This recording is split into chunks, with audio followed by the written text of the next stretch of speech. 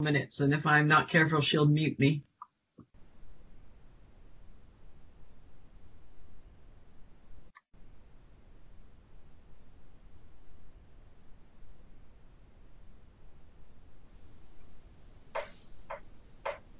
Hello everyone, welcome. We might kick off now.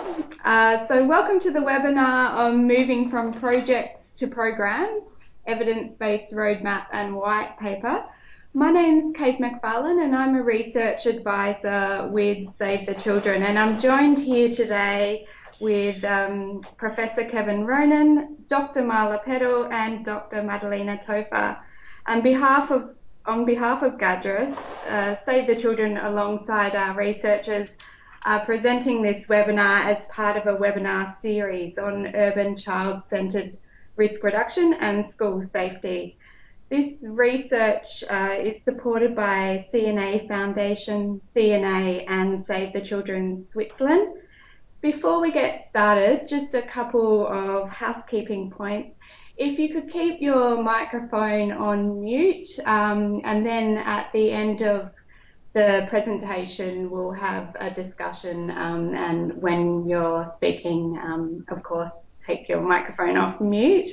We have an instant messaging box there, and we encourage you to use that throughout the presentation to express your ideas, reactions, as well as if questions come up, you can pop them down as we move along and we'll address them at the end of the presentation.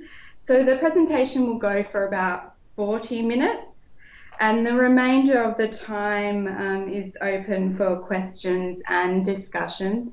The formal webinar will finish on the hour, but our presenters have kindly offered to stay around for 30 more minutes to keep the discussion going.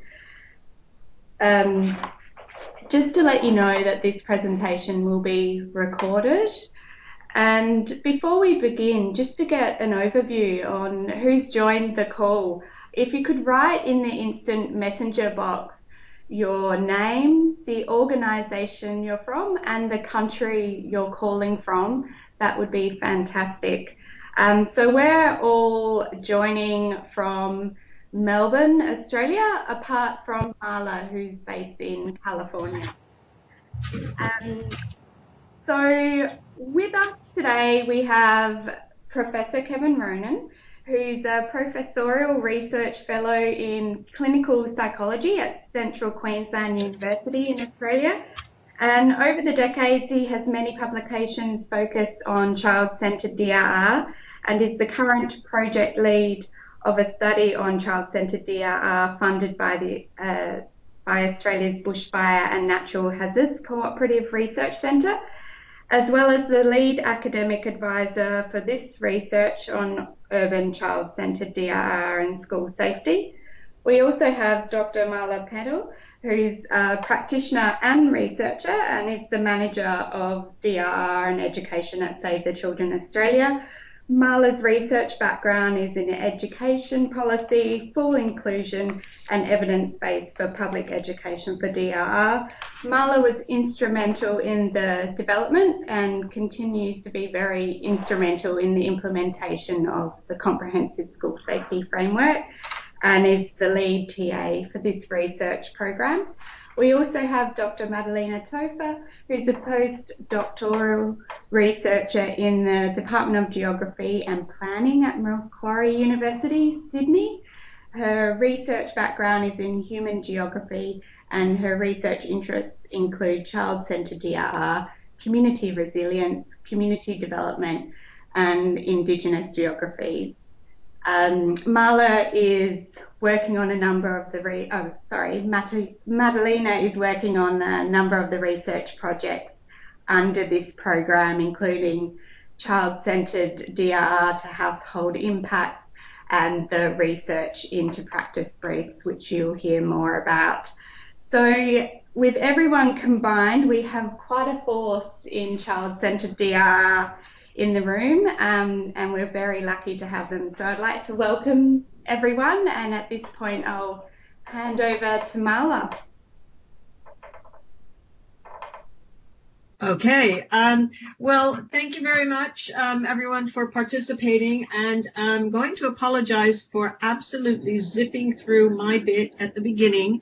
Many of you are already so familiar with this that it's really more for the record than anything else. So let's take it forward. And I'm depending on Kate. There we go. And so whoops, hold on. One back. Okay.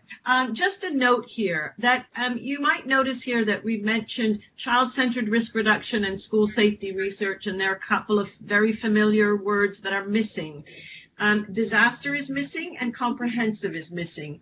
And that's kind of out of respect to two groups of people that have not really fully embraced what we're doing because they have felt alienated by the language. Those for whom conflict and violence, because they don't fit the normal disaster terminology and silos of UN mandates, think that this doesn't address them, and then some of the donors that are focused, more on education and don't know what we mean yet by comprehensive. So that aside, I mean, the language is somewhat pliable, and let's go on to what we're trying to do on the next slide.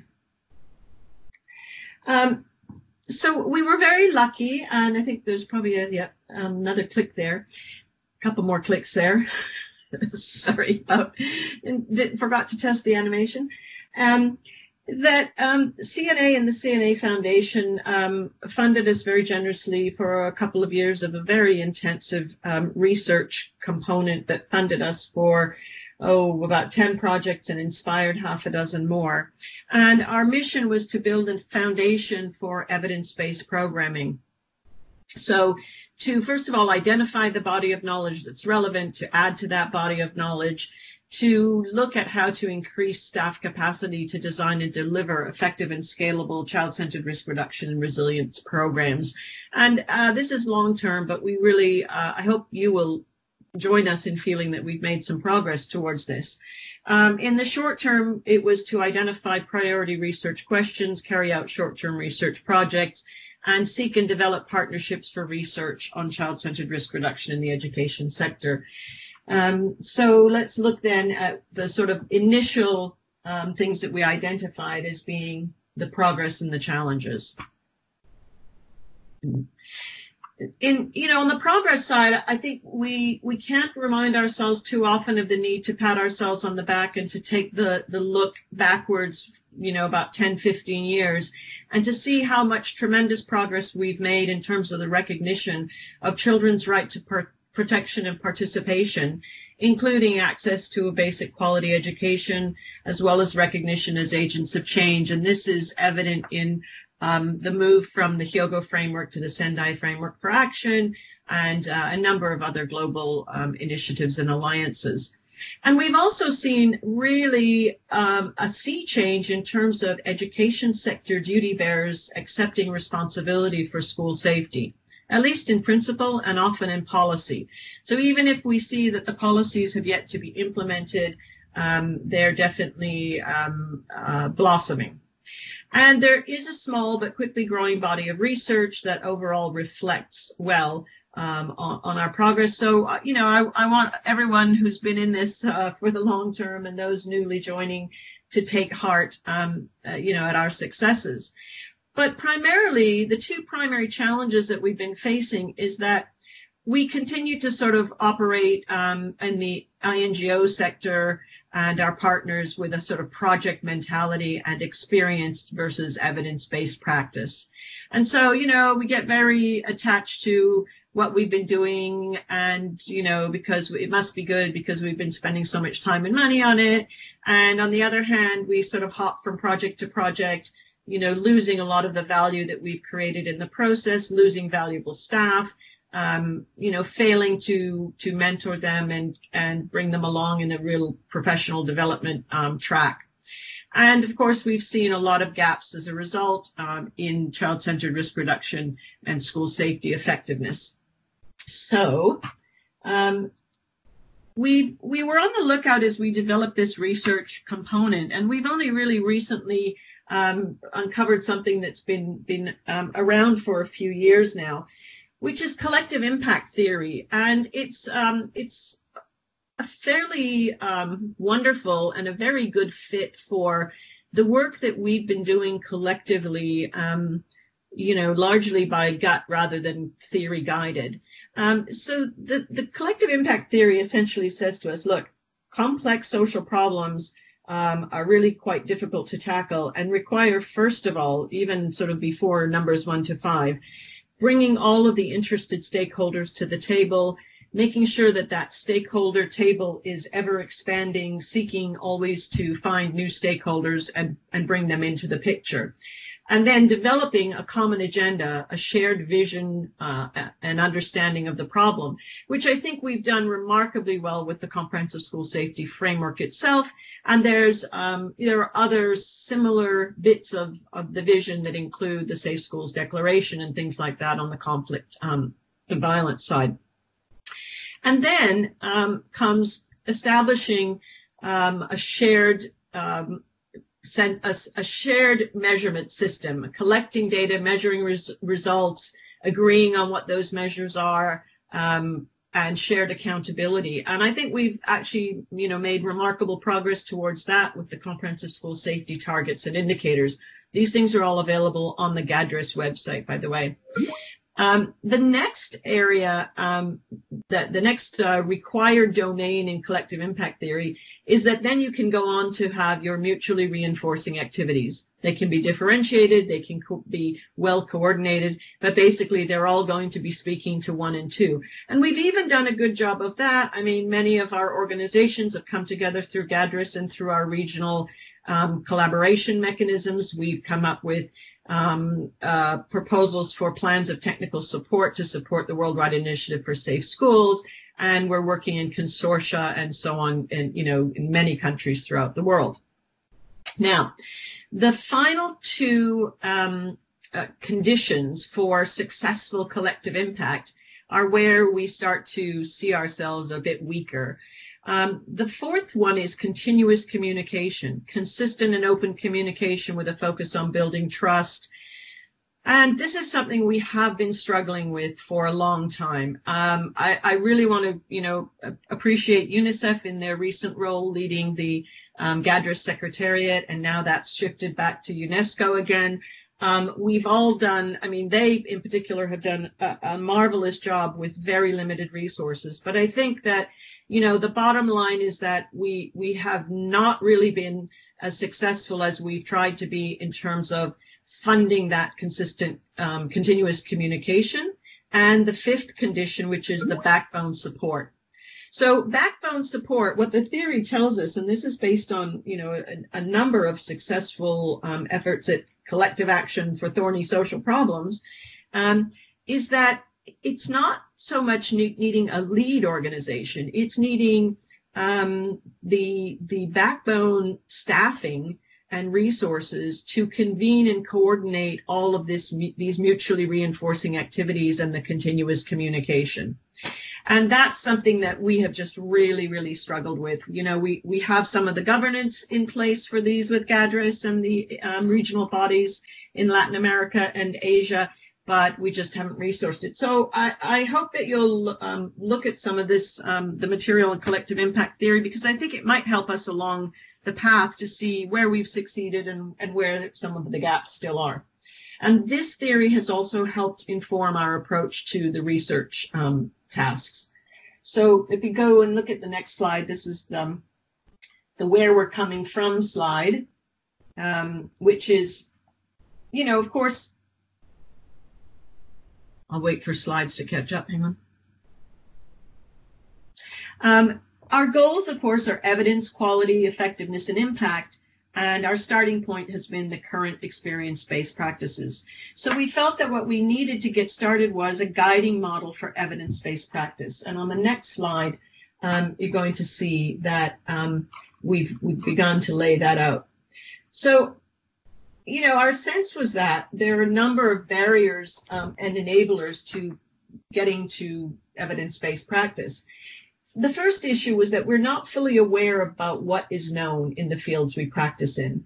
Many of us who are in practice we haven't had the time to, read all the literature that needs to be read and then to make sense of it and all of that. The research result comes in bits and pieces from the academic literature that practitioners don't have access to the gray literature with lessons learned that are sort of broad, unconsolidated, and of varying quality.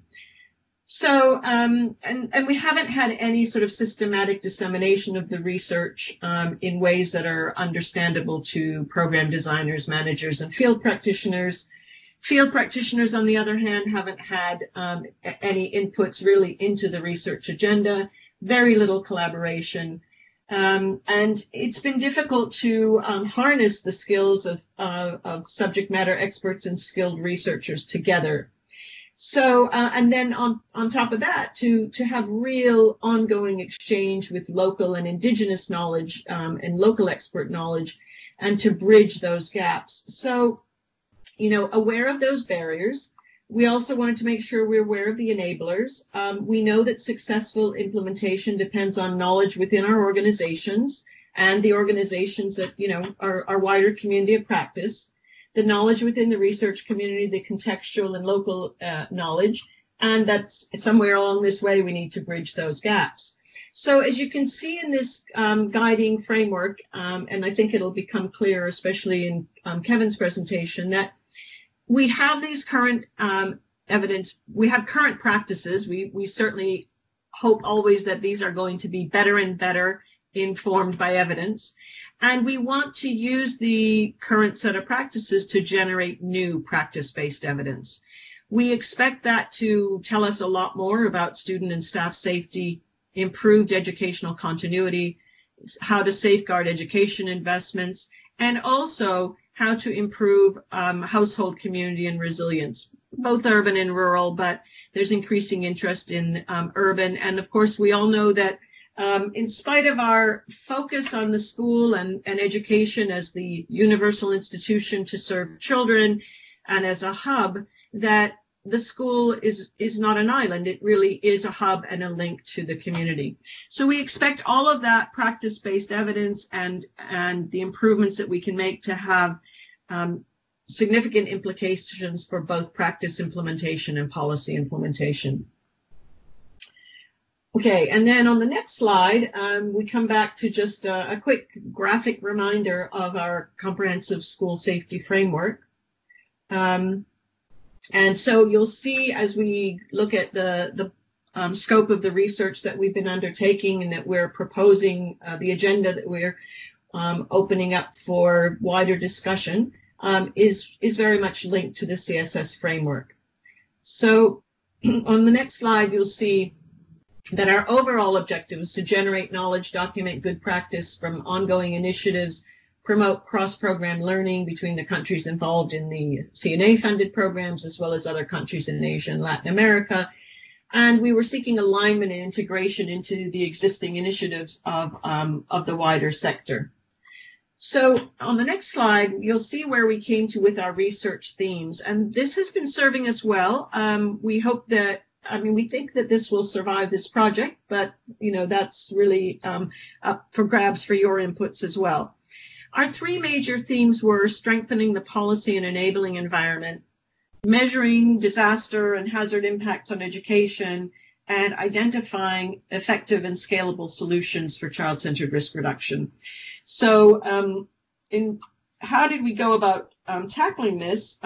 It's worth taking a little bit of a detour on the next slide for the process, because the process is also something we wanted to share widely and submit for adoption collectively by GADRIS and others, which is that, we within the INGO sector, when we have historically commissioned program evaluations and so forth, we've basically, gone out to bid for consultants, hired the best consultant we thought we could find, taken a look at their reports to make sure there's no egregious errors, and accepted, what was given back as an independent evaluation.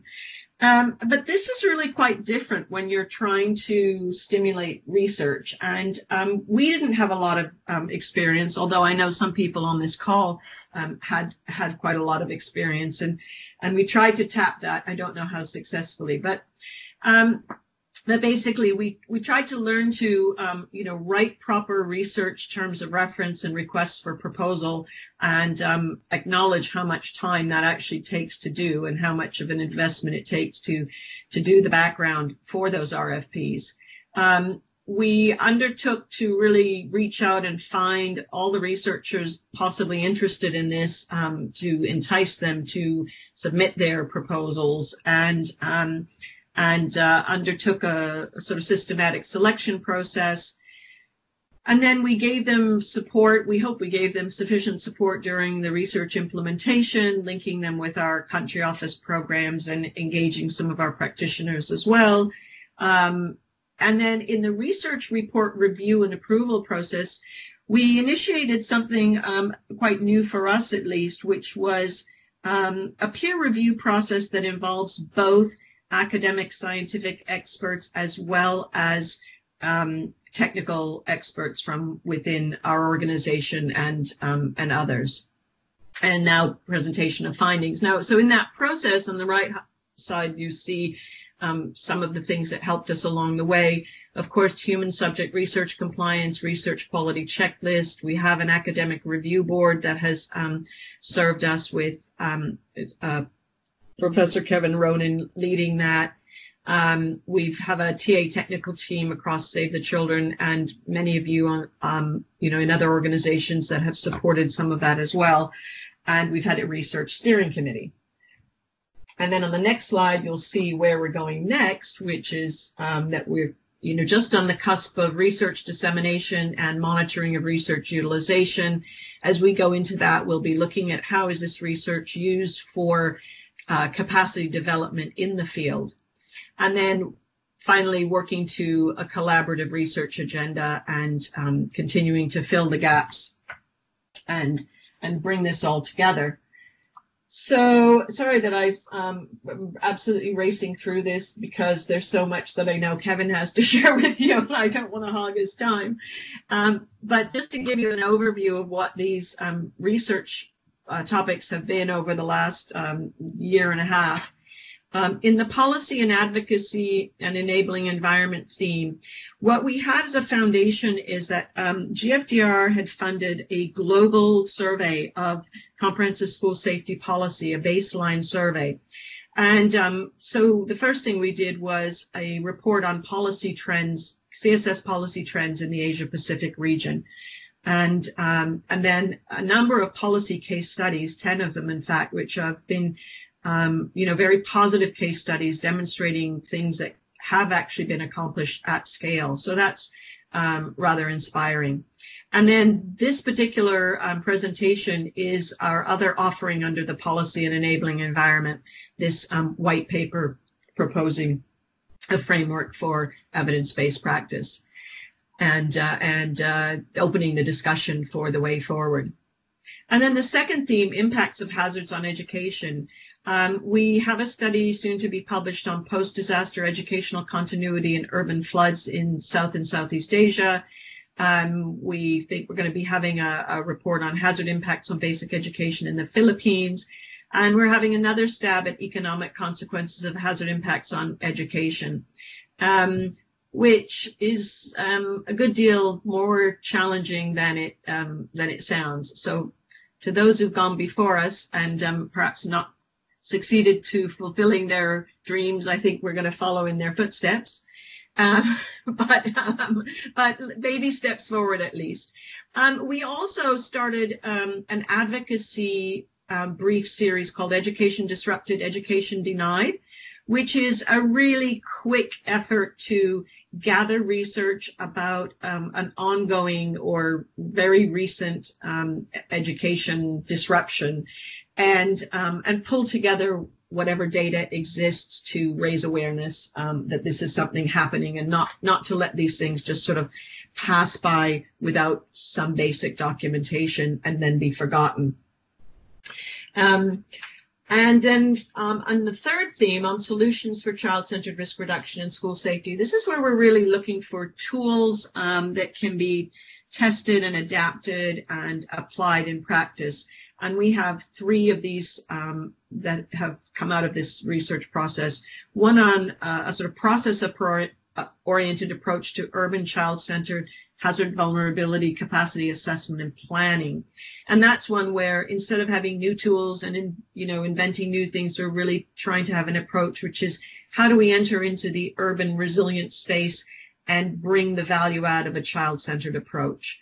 The second area is child-centered disaster risk reduction impacts on household safety. And I think this is an area where it's been very much informed by the work that IFRC and Save the Children have done together on the public awareness and public education key messaging and looking for actionable risk reduction things. So we're looking at, consistently measuring social and behavior change at the household level.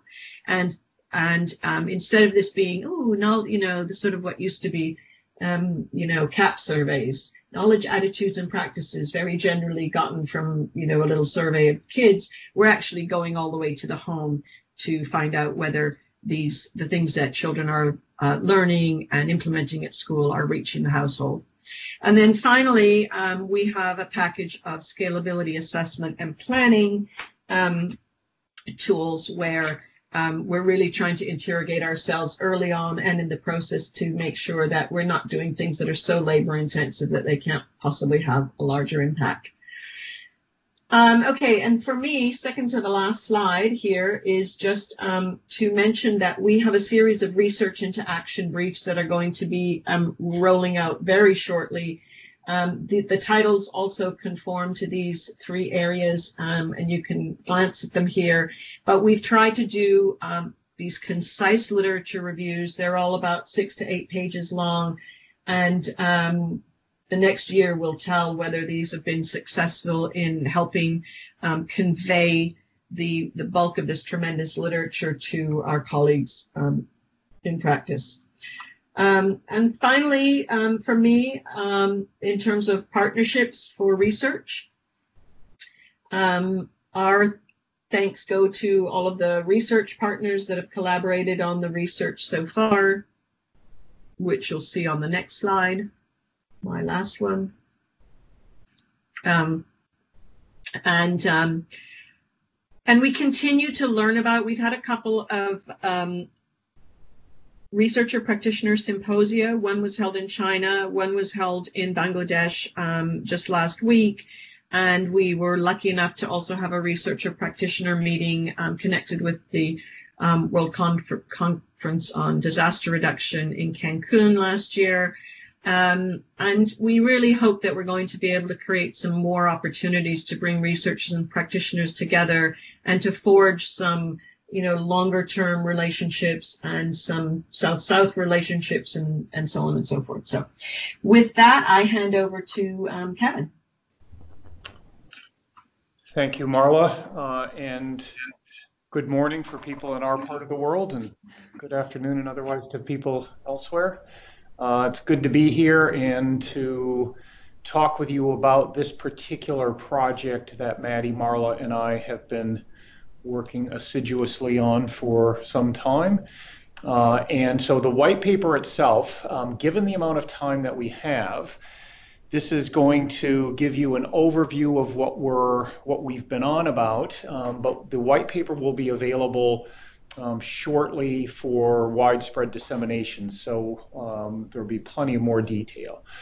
So our focus is really on 2 main things in this particular project, which was identifying and consulting with the wider research practitioner community to identify practice and research gaps and priorities, and to use that data, to use those consultations to then help develop a strategic roadmap that we can put out for discussion to guide the future dialogue and action that supports more integrated research practice, collaborative efforts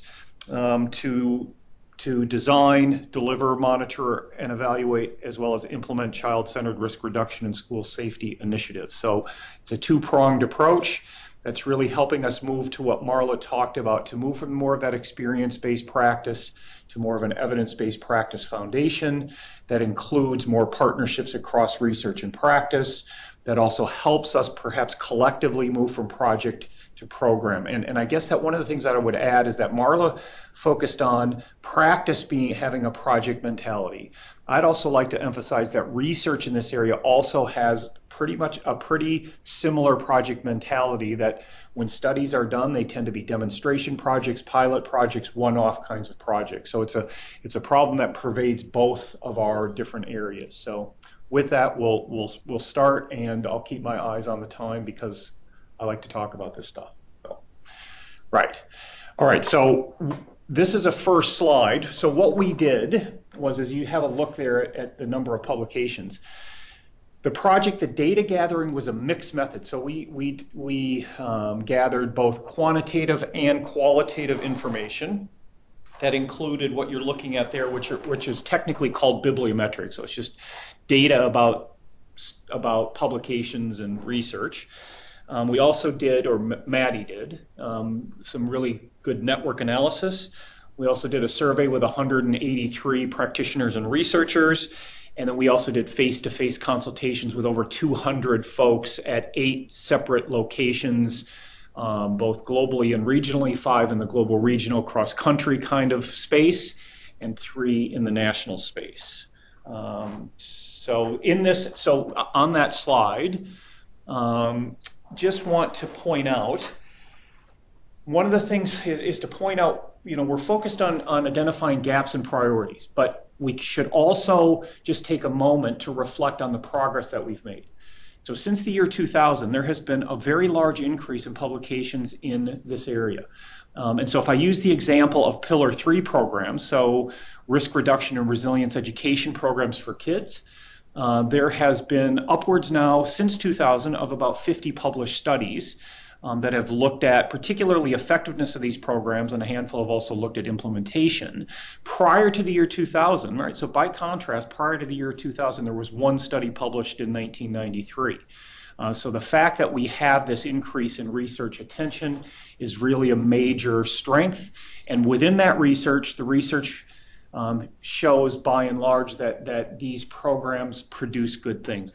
They help kids with increased knowledge of a whole variety of things: risk understanding, causes of injury, preparedness, mitigation. They also reflect increases in actual preparedness for kids, but also parent reported at home. They report findings about good home transfer mechanisms. So there's a number of really quality findings that provide a good foundation for our next steps. Now, one last thing I want to say about this is that there still are many gaps, and that's why we're here doing this. It's why we're here having this discussion, is try to fill those gaps going forward through increased collaborations and the like. So these projects tend to be demonstration projects, as I mentioned, and these publications have also, in a systematic review that we did of the first 35 studies in Pillar 3, 93% of them were carried out by professional evaluators, mainly in academic settings. So what that signals is a monitoring and evaluation issue. Hey, so we'll come back to that when we come to some more findings of this study in the survey and in the roadmap that we get to in just a few minutes. All right. Now, one of the products that is related to helping promote evidence-based practice. Marla talked about research to practice briefs, but we've also developed a bibliography, and Maddie's been really the driver of getting this Zotero shared bibliography together that is a crowdsourced online collection of academic research and gray literature on child-centered risk reduction and school safety that can be continually and collectively updated for our shared use. So that's really a tidy resource. All right, the network analysis. So Maddie did this, used a social networking kind of software and a data scraper, I think as it's called, and looked at various kinds of patterns. And so the network analysis that you can read in the white paper, I'm just going to brush over this, it's really preliminary findings, and it's showing just potential. It's kind of a proof of concept. Can this be a useful mechanism for promoting more research collaborations? And we've come out of it believing yes. So the slide that you see is one on co-authorship patterns. So you see various kind of academic authors that and their connections to different people in this in our shared area. But we also, Maddie also did some network analyses on practice organizations and networks by region, networks by organization type. So quite a useful mechanism going forward. All right, this particular slide here, I'm not going to go through every bullet point, but this is from our survey of 183 practitioners and researchers. So there were more practitioners than researchers. 23% were researchers, others were practitioners. And these are the main, as you can see in the table in the slide, challenges, research priorities, gaps. All right, so you can see in the challenges working with multiple stakeholders, monitoring and data access. So that monitoring and evaluation issue looms large for both practitioners as well as for researchers. And given that programs are oftentimes, when they're evaluated for outcomes and impacts, there's this idea of bringing in consultants, doing that external kind of evaluation. And this is signaling that practitioners themselves would like more capacity development around M&E. That I would also just add that to the extent that we can collectively create programs that have M&E embedded with the program so that we don't have to do additional work, the more we're going to get a kind of a win-win situation. So you can see, again, other challenges, priorities, again, monitoring and evaluation, collaboration, and integration between research and practice. You can see gaps there. That are identified by the researchers. You see that third bullet point there, and I was happy to see that, having been in practice settings myself in the past, that I think this is quite a big problem, is that there are a lack of practitioners' voice in research agenda development quite often. And so getting these collaborations, I think, can really help that particular area. So, all right. Now, these two slides come from our 8 face-to-face consultations. Of those 8 face-to-face consultations, we actually did exercises in 3 of them where we did then some thematic analyses where we identified various themes. And so the findings here are about the what we should study. So if the previous slide was more about how sort of things, this is more about what are things that practitioners and researchers together think that we need to focus on. So the 5 areas include that school safety policy and enabling environment, safe school facilities, right, pillar 1, school disaster management, pillar 2, and pillar 3, risk reduction and resilience education.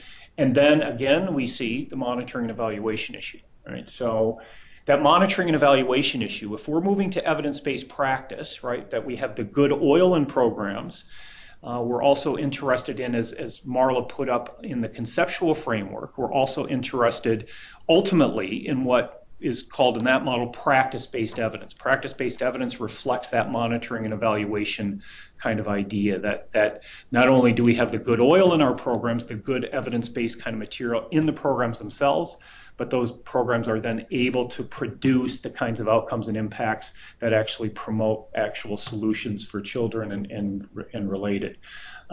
So one other point on this slide, which is we have a whole variety of priorities that have been put up.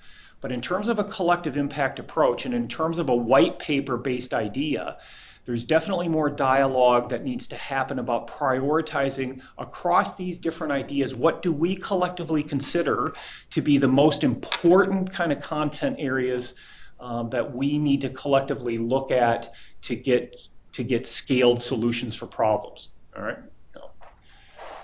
All right. Now there's a whole bunch of points I want to keep making on a whole bunch of these slides, but I keep looking at the time just kind of ticking by. So I do have to be mindful of that. All right, so this brings together, this particular slide brings together across both the survey as well as the face-to-face findings. And as you can see, there are priorities to bridge research and practice.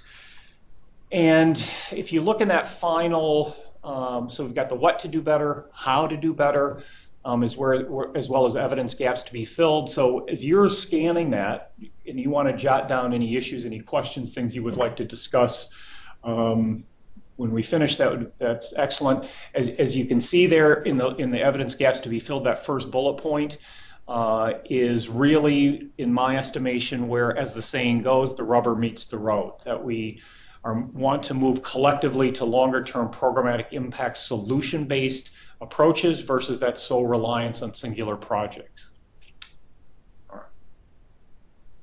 All right, so the culmination then of this research, of this project, was taking this data and these consultation findings and putting them together with a fairly decent-sized review of related research and theory, and coming up with this roadmap, this idea of how can we collectively work together to move from a project to a program approach, work from more of an evidence-based and partnered kind of way of working to promote those long-term solutions. So we've got some points on each one of these, but I suppose that before looking at the individual components, in making a shift like this, in our estimation, this represents what some have called, in the philosophy of science kind of research, this is almost nothing short of a paradigm shift, right? The idea of projects versus programs is a move forward that is not just incremental. And so if we are collectively wanting to move in that direction, change requires at least two major components. One is it requires pathways, and that's what we have in front of us, is a suggested pathway for our dialogue and discussion, and do we like this idea or not.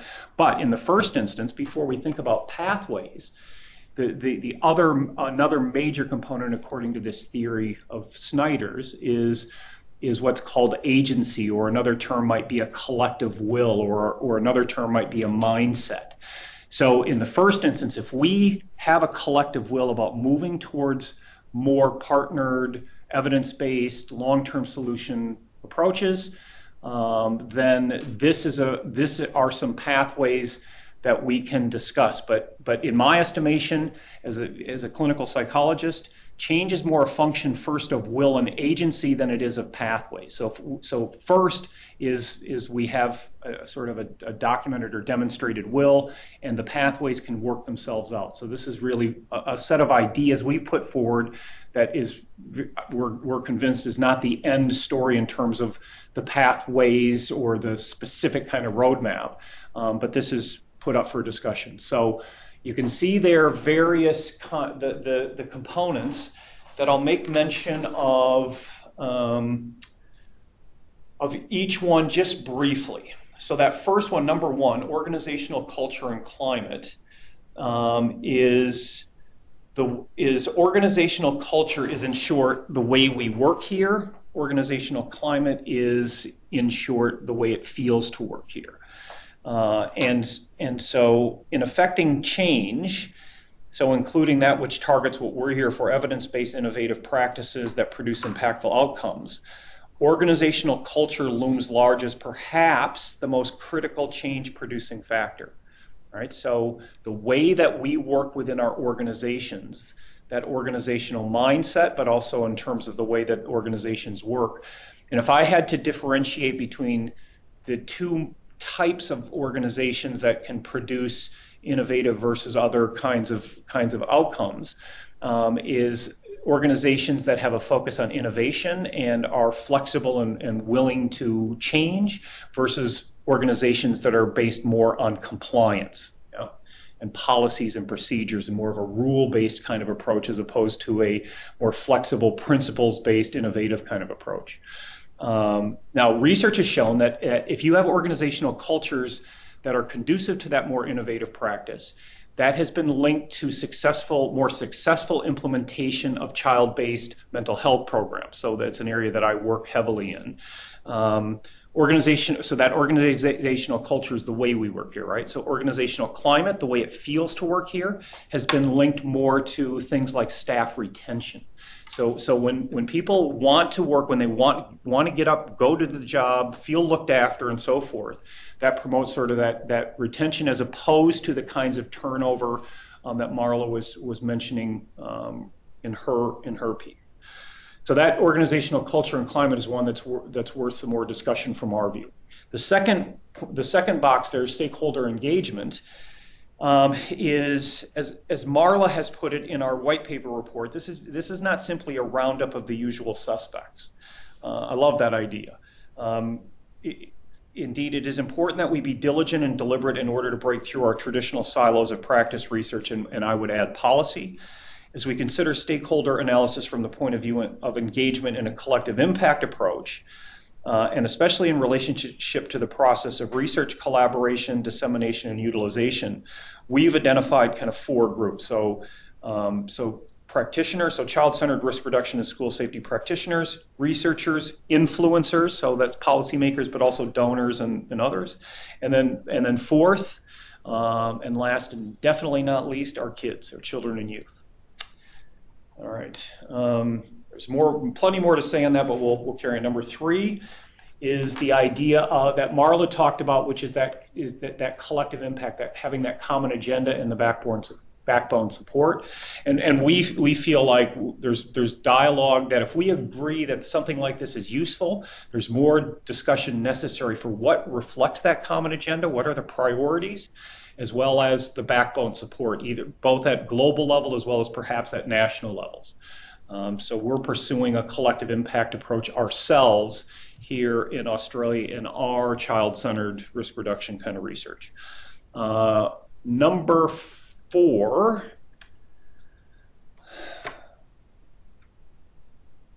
is as you can see there is design, delivery, M&E, implementation. So it's the evidence-based practice.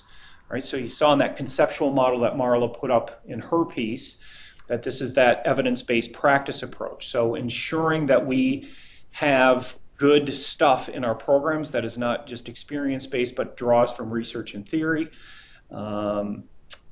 We've actually developed a tool here in Australia to promote that has design and delivery elements, monitoring and evaluation elements, as well as implementation elements that is a guide. So we're continuing to develop that framework, that tool. The 5th box there is, again, reflecting both a collective impact, that shared measurement, one of those 5 principles of collective impact, shared measurement, within a practice-based evidence idea, that we're gathering evidence that is demonstrating outcomes and impacts that are moving towards those long-term solutions that are related to number 1. That number 1 in that box is on effectiveness. So what fidelity is, by the way, all fidelity means is that we're delivering programs as they're intended. So if we're creating programs according to evidence and we are delivering them, we want to monitor, are those programs actually being delivered according to how they are developed? So we do that quite often in our mental health research. But then also, again, where that rubber meets the road are the outcomes and impacts. So that's the one, are programs effective? And then number 2, the second major question that we have is, if programs are effective, can we then implement them, scale them up, sustain them over time? Right, so with that, I think that 4, 6, and 7, going to turn it back over to Marla.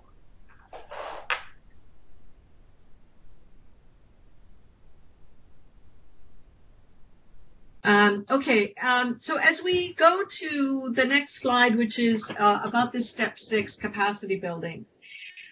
Just a quick note here, because we really want to, make sure that we get to hear from you guys, is that this is a sort of comprehensive capacity development framework where we're not just looking at individual professional development, but at the capacities of whole systems, organizations, workforce, our teams, and as our practitioners have pointed out to us, equally children and youth.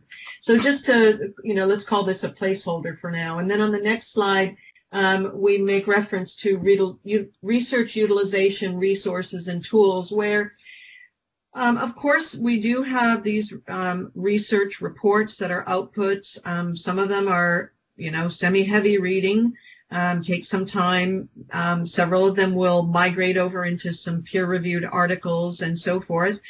But we really do understand the need for differentiated formats for different audiences, and hence you have here examples of both policy case studies as well as research into action briefs.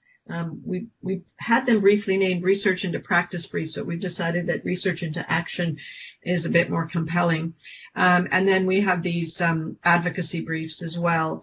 So we are going to be distributing these way too fast, and then coming back to find out from you, whether they've been useful. And many of these are branded GADRIS, and that's really rather deliberate because we feel that, for some of us, for some of our audiences, reports that are branded only by our own organizations are going to get a lot less attention.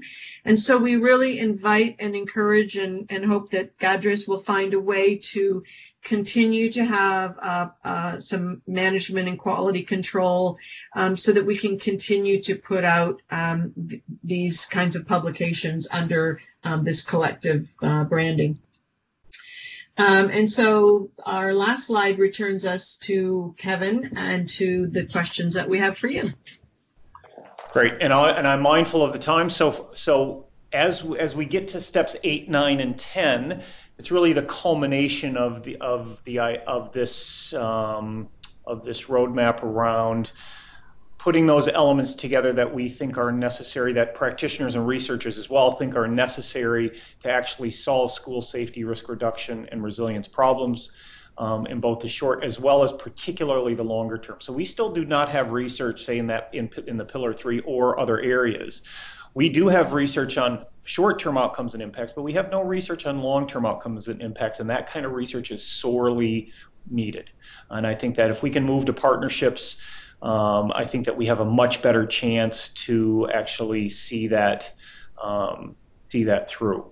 So that 8, 9, and 10 is those kind of solutions, perhaps allowing ourselves celebration when we do those things, disseminate the findings, plan next steps. So we'll just mindful of time, we'll carry on. And if we can go to recommendations and discussions, we put that next slide up, if you wouldn't mind, Kate, and then go to the next one, and then back. And so we're going to talk about next steps, but we'll come back to if we can go back to the recommendations and just keep that up, and we can move to our discussion.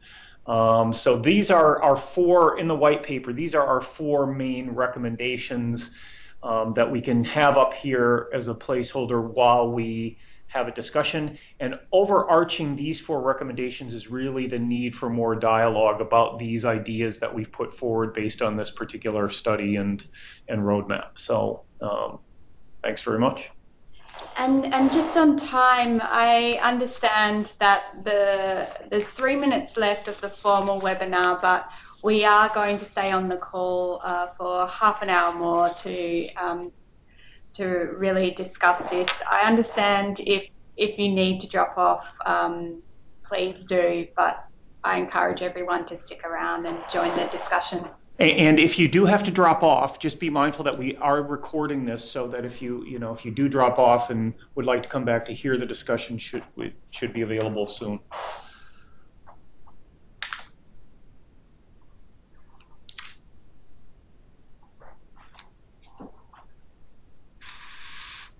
So on that, does anyone have any questions or anything to kick off the discussions?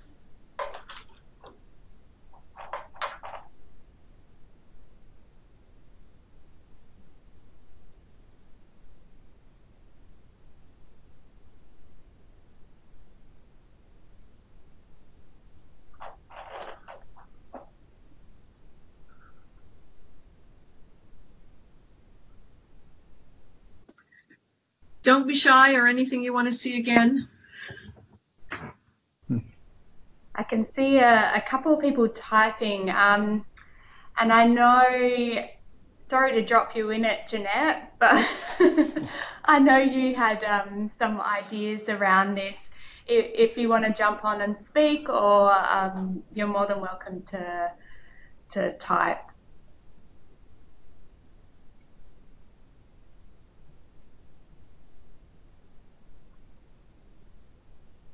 And I can see we've got a question from Amy, and it's around the framing of the collective impact theory is very interesting. Can you suggest some key works as resources to learn more? So that would be Marla. Yeah, just Google collective impact, and most of it is been done through the Stanford Innovation Review. What's it called? SIR or something, and you'll find loads of links. There's a wonderful link to an Australian group, but basically, yeah, it's been hiding in plain sight for a bit. So there's quite a bit of good literature out there. And I would just add, besides Googling it, Google Scholar it. Go to Google Scholar and have a look-see as well, because you can get some of the, some of the research perhaps as well. And it's something that we can probably pop up on Zotero, a few articles, right, on our shared bibliography. It's a good idea, Amy.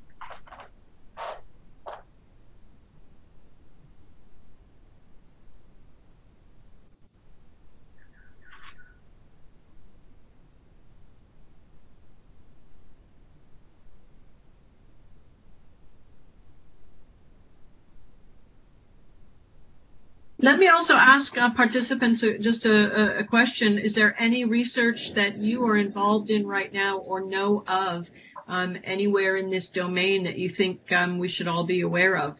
Because one of the things that we continuously discover is that some of this is just so hidden away. And we can't hear Jeanette if you're trying to speak.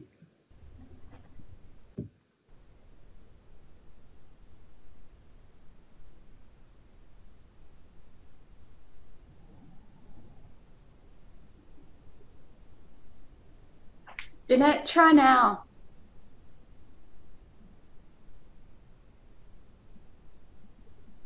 I've just taken you off mute, so let's see if it works.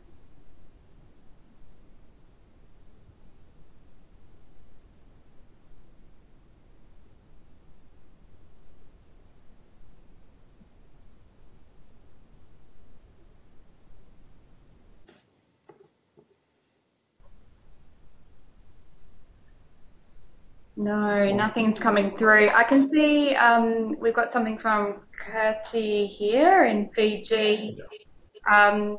What is your reply to the often posed claim that, yes, it could work elsewhere, but our culture is different, so not valid here?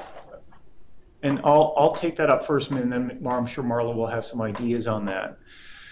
I guess in the first instance, it's a great question, Kirsty, because it's an issue that is a major problem in our research in Australia in this area, and it's a major problem in general. But I guess if we look at the Sendai framework does talk about tailoring to localities and the need to do that.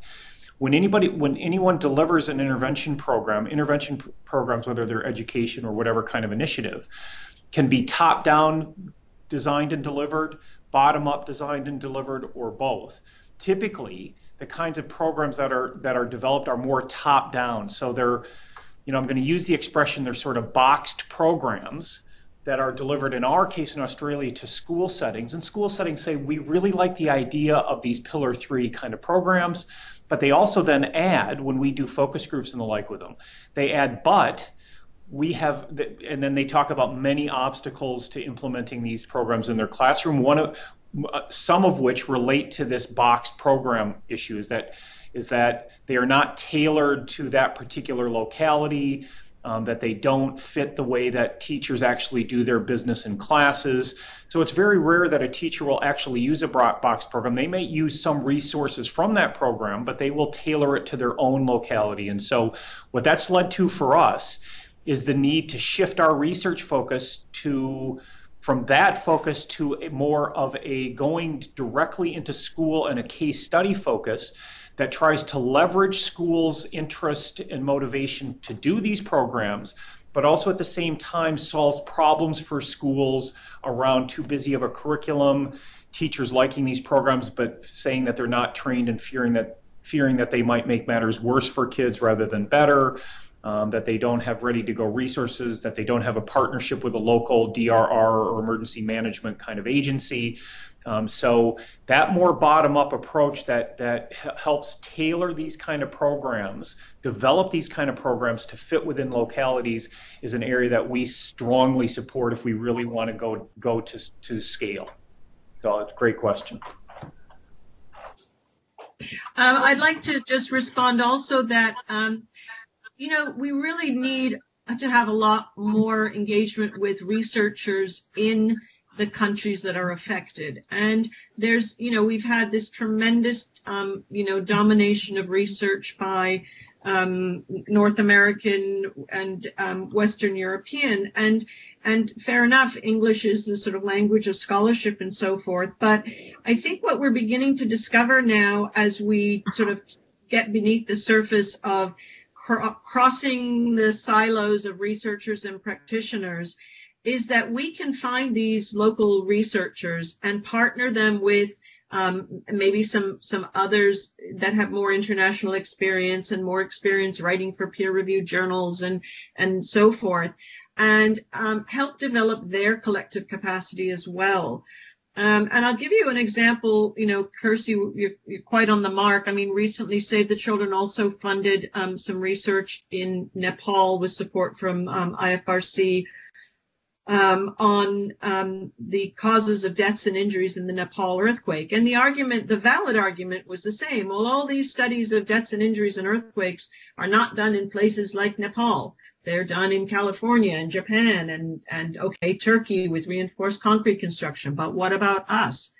And so, I mean, there is a great deal more replication of research that needs to be done that's more context specific. And the best way that we all can do that is by integrating research into our programming and making both research and capacity development, just an embedded part of a programmatic approach to this field. I think we're going to go on here just a second. I think Jeanette has some issues, but Kirsty, that issue that you raise around, but it makes it hard to tap into the international research literature. I think that to some extent that's true, but to another extent, when one develops programs that are useful, so I have been involved for a long time in developing and delivering, evaluating mental health intervention programs for children, youth, families, and we are our main guidance is we deliver a particular program within family homes, and those family, and it's a family-centered program, so the family voice is that which drives the intervention. But there are some principles that support family voice that we have drawn from the international research literature. So I would suggest that the international literature can provide some theory and research that can help promote more of that kind of localizing kind of work.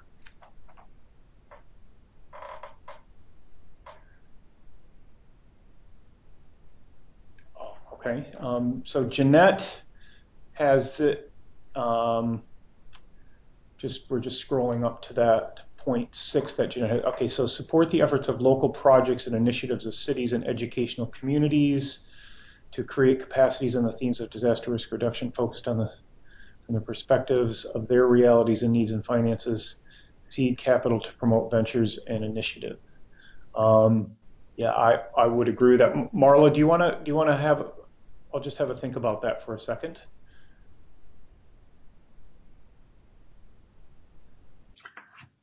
Yeah, I think Jeanette is echoing, very much what we. Thanks, Amy Jo. We continue to need your help and support on this. I'm gonna get in touch this week. Okay, Jeanette says there is a 1 to 5, but we are not seeing it. I see a 1. So up above, Jeanette also says. Yeah, they're right at the start. At the start. Can you read those to us so that we can catch on to that? Sure. So let me go to number 1, just one moment.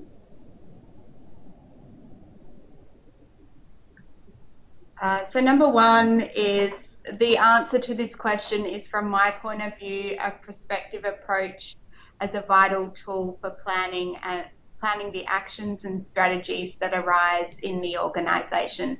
It must also advocate for an integrating as well as a systematic vision of the problems related to disaster risk reduction focused on the child and school safety that occur in different countries, regions, cities, communities, or educational institutions.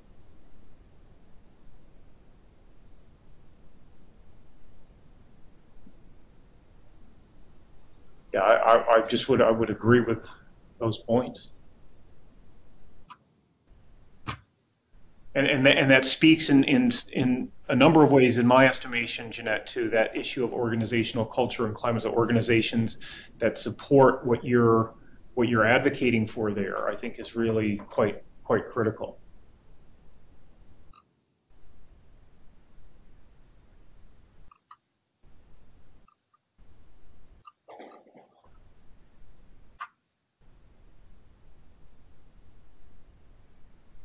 So Marla, can you see point number 2? No, I'm not seeing that. Okay, I'll read it. So point number 2 that Jeanette makes is, it is important to make the most appropriate and objective identification of the country, city, region, locality, community, or school institution based on country, international diagnoses and statistics of the current conditions of their educational systems regarding the impact of education due to disasters, as well as national accounts and indicators of human and local development. Yes, I couldn't agree more. And I wanted to mention, I mean, we focused in this presentation on the CNA-funded research outputs, but there have been a number of other things that have been going on at the same time that I think are important. Save the Children and UNICEF and in different countries, other partners in the national coordination mechanisms have been using a template that we developed called an education sector snapshot for comprehensive school safety and education in emergencies. And it's really a context analysis. It's an initial piece of research that's meant to kind of be a baseline. And that I totally agree, I mean, is really the starting point. It's very difficult for us to implement collective impact theory if we don't, first of all, share an understanding of the context. And so we absolutely need to know, you know, what's the scope of education sector policies that impact this field? What's the scope of disaster management? How are these systems organized? Who are the key movers and shakers? We need the stakeholder analysis. We need the who, what, where mapping. I mean, we just cannot be diving headlong into this stuff without knowing of what we speak. So this kind of context analysis and research is absolutely the first starting point. Another piece of research we've done, and this is with, I mentioned earlier with IFRC, is on public awareness and public education key messages, where we've really researched, you know, globally, what are the subject matter experts and the coalitions and so on recommending in terms of action-oriented risk reduction measures. And by sort of cross-analyzing these and boiling them down into a single format that looks at you know, risk assessment, risk reduction, and response preparedness, we've been able to, we're about to publish the second edition of Public Awareness and Public Education Key Messages, and that happens to include key messages for both child protection in emergencies as well as standard operating procedures for disasters and emergencies in schools. So that's an instance where global guidance is really, you know, fairly universal. But again, what we recommend is that each country take these key messages, bring together their subject matter experts within the country to do the adaptation and localization that's necessary to make this real.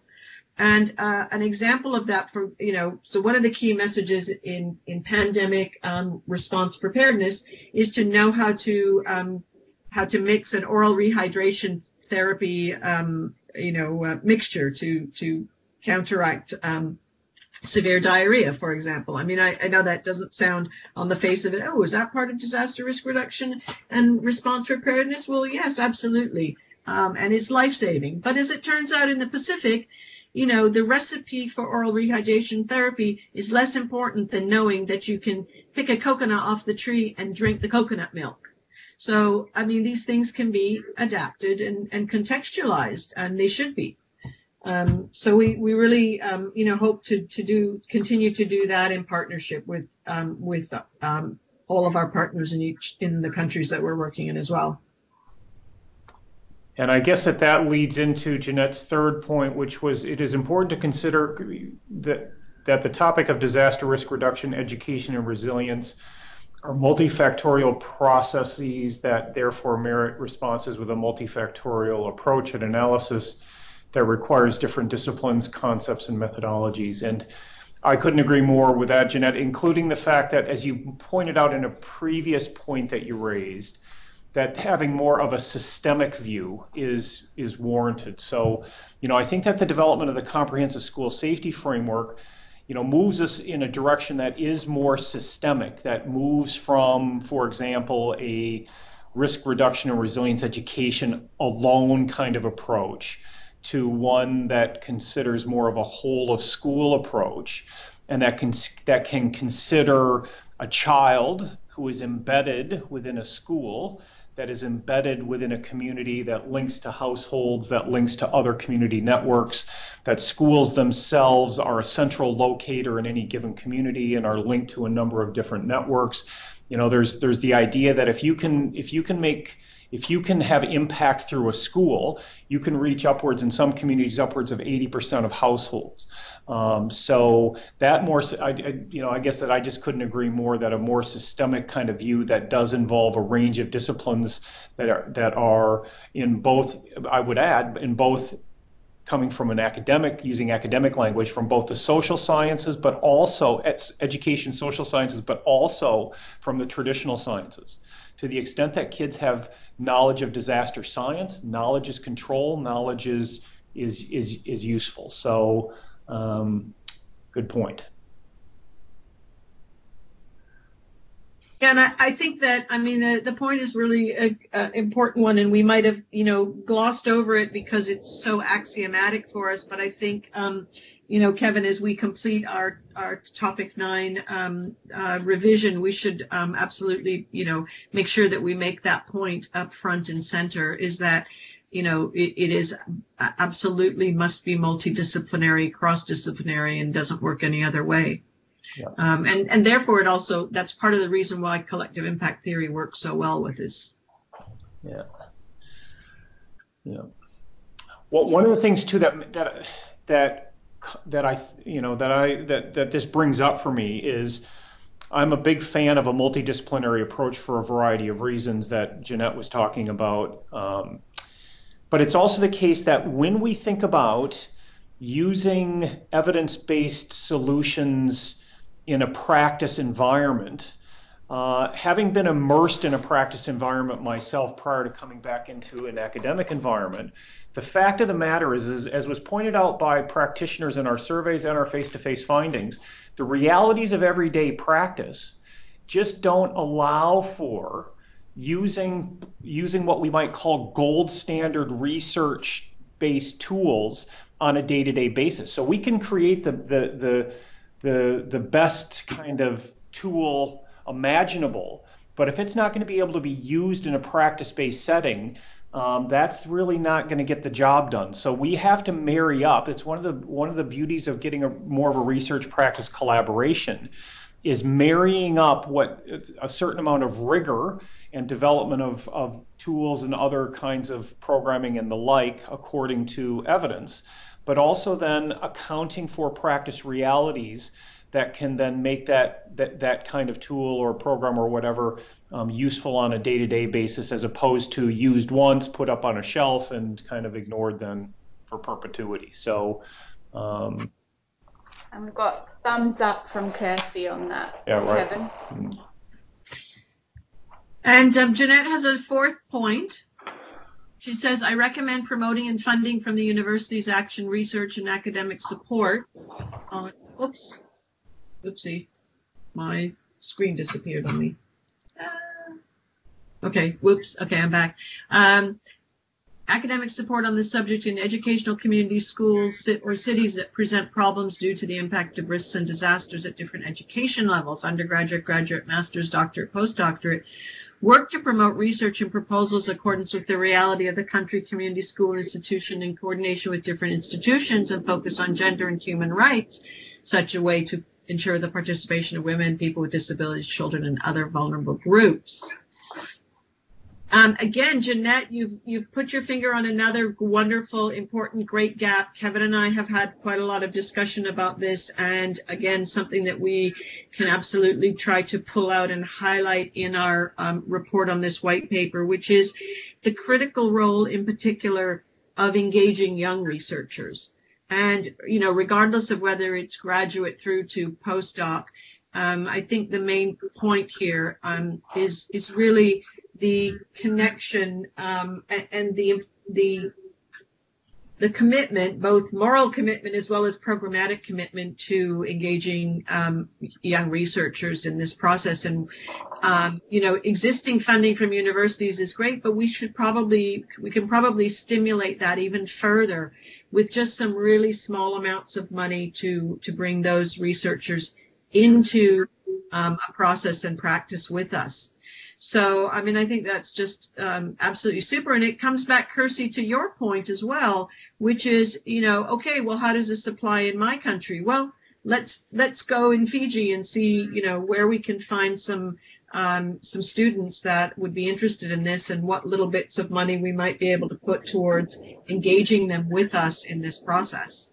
Jeanette, I don't know if you were ever involved in the, many years ago, it was the Prevention Consortium Young Researchers Project, which provided a fantastic model for this kind of effort. And so I really appreciate hearing you know, these ideas brought out into this picture. They're very, very valuable, you know, for us to highlight. And if I could just supplement that focus on young researchers, which we are going hard on, as Marla's mentioning. I also think that one of the things that's embedded in that point that you're making, Jeanette, is the idea of integrating DRR, DRM more into higher education and training not just researchers, but also training professionals. So, you know, one of the things that we've seen in the emergency management DRR professional sector is that sector in the last 20 years or so has become increasingly professionalized, increasingly focused on more research infusion and more of that kind of evidence base. And one of the things we saw across Hyogo was I did a background chapter for the UNI SDR Global Assessment Report on one of the core indicators of priority 3 that's related to this area. That was and in that review, one of the things of many different kinds of findings and the like is that the increase in DRR, DRM in higher education grew by leaps and bounds during the 10 years of Hyogo, where there were upwards, I think, if my memory is correct, of about 150 new programs that were created from certificate through postgraduate kinds of levels of training, so that increasing professionalization and infusion of a research mentality within the workforce is something that we really want to support strongly.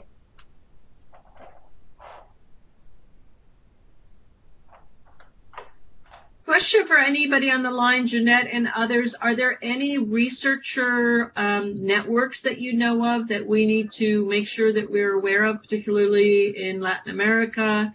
And I mean, I know, Jeanette, we've been in touch over, you know, the last decade, but I feel like, you know, I'm out of touch with whatever happened to the La Red and what happened to some of these other, you know, networks in the Spanish-speaking world.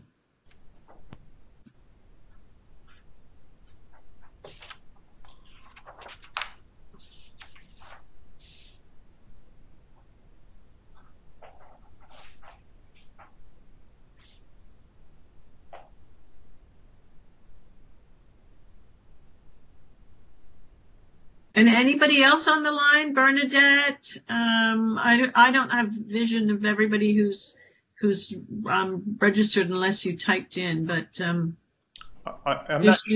I think we've covered, while we're waiting for folks to, if you want to type in or sing out and talk. I think Jeanette's fifth point, I'm not sure if we've covered that. So really, Kate and Marla, you might look after that first. Support funding for studies and internships in places where Save the Children projects are being developed, or in those places and institutions proposed by students at the university level.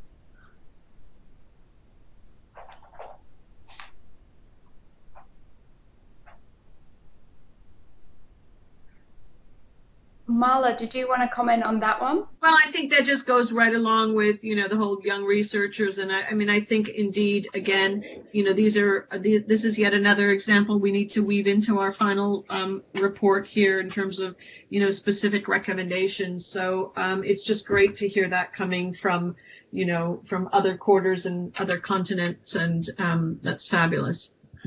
And then her 7.7 is joint work of international cooperation on the subject, with the focus on child and school safety. Yeah, and that one, and Jeanette, I'm sure you're involved as well with the coalition, the GADRIS partners in Latin America and the Caribbean. Again, now that we've got translation tools, literally, translation tools, we should be able to do that more easily, but I'm hoping that we can make the case for really getting some additional funding for the backbone support kinds of activities that would allow us to, translate more of the research coming out of Latin America that's in Spanish, translate more of the English materials into Spanish as well, and doing a better job of that international work.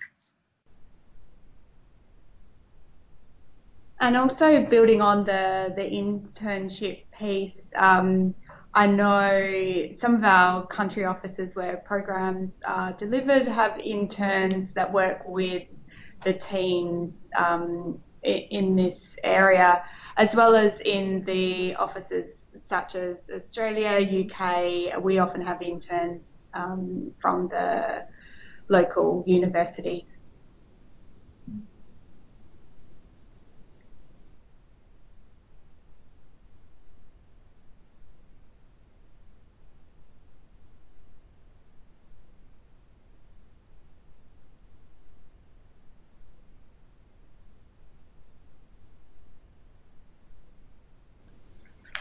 I guess building on Marla's question around the communities of practice or on networks, are there any other groups that the researchers on the line sort of meet with to discuss child-centred DRR or school safety research?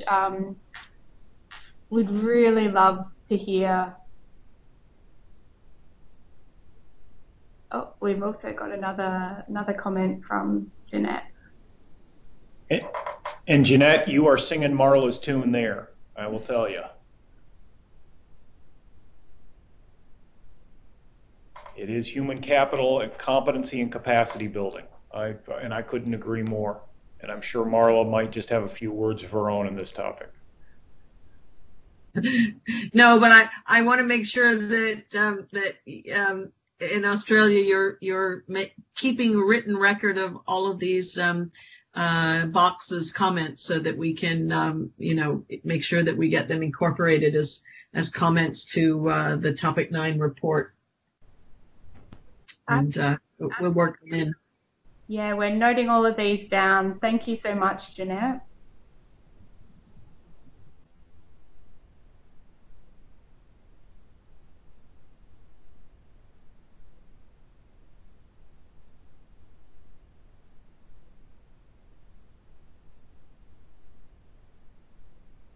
So we have about 3 minutes left before we wrap up. Does anyone else have any comments or questions?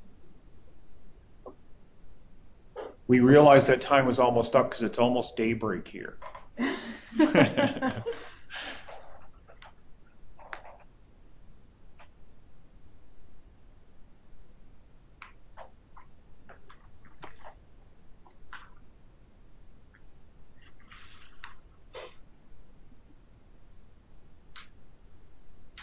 And thank you for your important comments, Jeanette. Terrific. We'll incorporate them in our white paper. So I think on the silence, I might wrap us up here.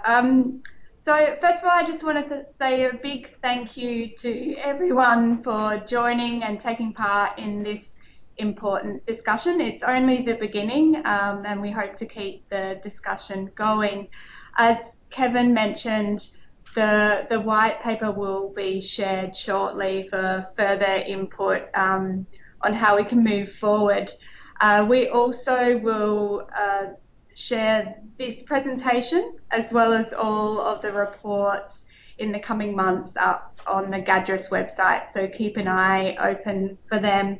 If you have any questions or comments or want to get in touch, please feel free to email myself or Marla. If you're in contact with Marla, we'd love to hear from you. And on that note, I want to thank our presenters, Kevin, Marla and Maddie, for being here. It's extremely early for us here in Melbourne. It was a 6 a.m. start, so an extra big thank you for getting up early.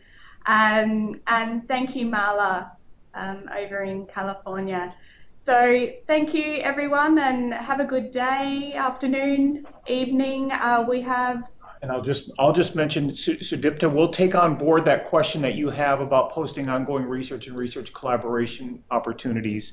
So we'll just have a discussion about that and just see what might be possible. And definitely, Jeanette, the presentation will be made available. Yes. Yes. And Kirsty, thanks for your thoughts as well. Hey?